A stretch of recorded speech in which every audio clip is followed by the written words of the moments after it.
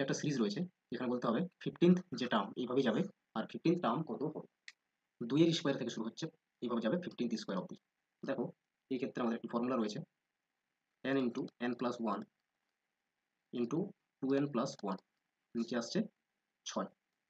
n মানে হচ্ছে last term, 15th নাম্বারের টার্ম, 15th এর স্কোয়ার বের করতে হবে, লাস্ট টার্ম কি n মানে 15। ওকে, আর এই ফর্মুলাটি অলওয়েজ 1 থেকে n অবধি লাগু হয়, ঠিক আছে।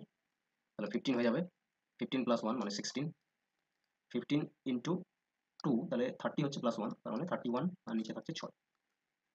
দেখো 3 2 বারে, 3 5 বারে, 2 8 বারে ক্যান্সেল হয়ে গেল, 5 8 40 আর 31 গুণ করো, 4 1 4, 4 3 12, একটা শূন্য দিয়ে দাও, 1240। এটা 1 থেকে হলো কিন্তু, ঠিক আছে।